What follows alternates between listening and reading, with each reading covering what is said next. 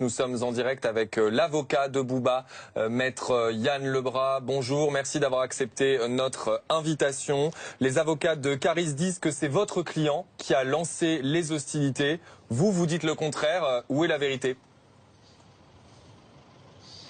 Je crois que la thèse que cherchent à soutenir les avocats de Karis repose sur du grand n'importe quoi.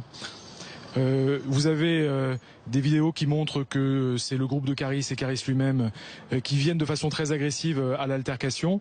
Et surtout, si on est sur la thèse du guet-apens, une partie du groupe de Bouba est encore au contrôle de sécurité, y compris des personnes qui sont parmi les costauds de ce groupe. Donc c'est vraiment du grand n'importe quoi.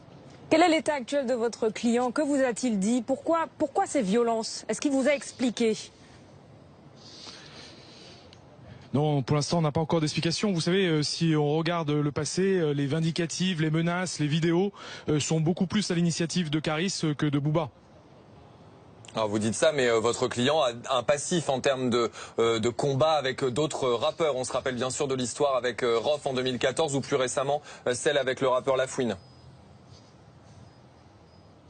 Alors, si vous citez Rof, Rof rentre dans le magasin Uncut et après y avoir commis des dégradations, s'attaque à un des employés de ce magasin. Et pour ce qui s'agit de Lafouine, il était venu sur un hôtel à Miami et ils se sont croisés. Et effectivement, il y a eu une altercation. Mais à part ça, ça fait un bon moment que je n'ai pas eu à défendre Eli Yafa sur le moindre événement. Maître Yann Lebras, il était question que les deux rappeurs, donc Bouba, votre client, et Karis, soient confrontés cet après-midi pendant leur garde à vue. Est-ce que c'est déjà fait? Non, c'est pas encore fait et je pense qu'effectivement ça se profile. Est-ce que vous en savez plus sur la défense que vous allez adopter ? Vous savez, la défense, elle va être notamment sur la réalité de ce que racontent les vidéos qui sont collectées, les vidéos surveillance de l'aéroport, mais également les vidéos surveillance, les vidéos faites par les différents portables des passagers qui assistent à cette scène d'altercation et qui montrent très clairement que l'initiative de l'agression et de l'altercation, c'est le groupe de Karis et Karis lui-même. Vous avez vraiment une partie du groupe de Eli Yafa qui est encore au contrôle de sécurité. Ils ne sont que 2 ou 3. Ils vont être encerclés par le groupe de Karis qui sont à ce moment-là sont 5 ou 6 et pas 3 personnes et qui commencent à immédiatement lui jeter quelque chose à la tête qui va faire une blessure à l'oreille de Eli Yafa. Donc vous avez une scène qui démarre immédiatement par une altercation du groupe Karis. Bon, on voit bien aussi que votre client assène des coups. Quelle est sa version très concrète, très exactement et très claire?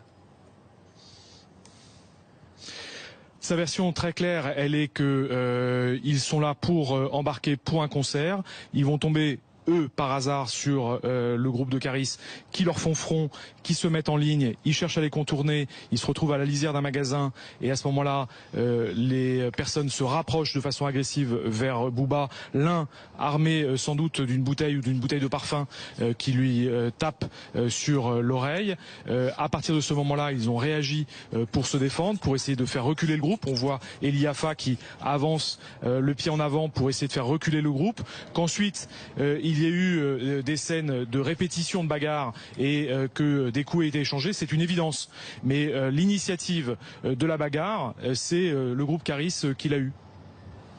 Comment votre client explique-t-il la réaction violente de Karis à son égard ?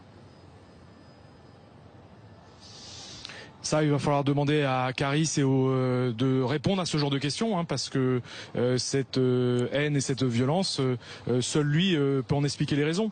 Vous avez quelque chose qui est très larvé visiblement lorsque je vois différentes vidéos qui me sont adressées pour montrer que c'est assez ancré du côté de Karis. Vous avez quelque chose sur lequel il va devoir lui s'expliquer. Maître Yann Lebras, quelle suite judiciaire vous attendez maintenant?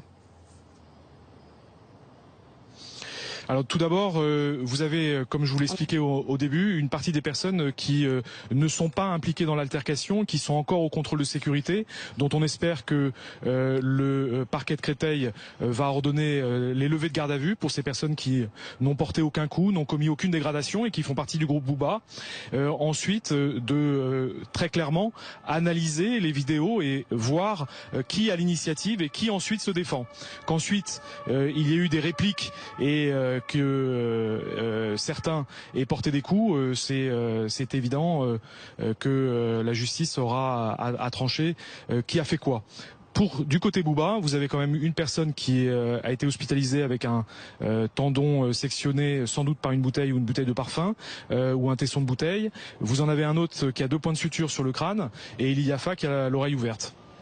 On l'a appris en fin de matinée, les aéroports de Paris, la boutique de Duty Free qui a été endommagée vont tous les deux porter plainte. On sent que cette vidéo suscite évidemment beaucoup de commentaires, un certain choc de la part des gens qui y ont assisté déjà et de ceux qui les découvrent sur nos images depuis hier. Est-ce que votre client regrette l'impact que ça prend cette affaire? On sait qu'il y a même des rappeurs qui disent que ça donne une mauvaise image pour le rap français.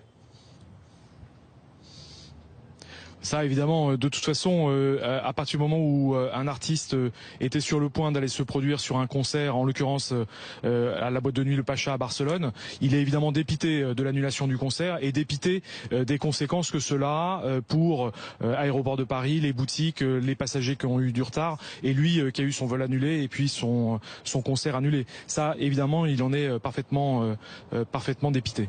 Si on comprend bien, vous plaidez pour vous, de votre côté, la légitime défense. En tous les cas, il est évident que l'altercation est à l'initiative du groupe Caris. Vous racontez autre chose et je ne sais pas sur quoi on peut fonder une réalité sur la thèse qu'essayent de défendre les avocats de Caris. C'est du grand n'importe quoi. À partir du moment où on regarde les vidéos, on analyse les choses, on suit l'enquête, on assiste aux auditions, on se rend parfaitement compte que le groupe Booba n'est pas là pour un guet-apens, il est dispersé, certains sont encore au contrôle sécurité et d'autres ont l'initiative. Et je me permets juste, la presse relaye le témoignage d'un employé de Duty Free qui est parfaitement dans le sens de ce que je vous dis. Maître Yann Lebras, donc, merci je pense que l'enquête devra... Excusez-moi, allez-y, terminez. Oui, je voulais juste vous dire, je pense que l'enquête effectivement collectera également des témoignages extérieurs, notamment des employés du Duty Free qui diront qui s'empare de bouteilles, qui s'embarque de bouteilles de parfum, qui les jette, qui dégrade et qui en a eu l'initiative.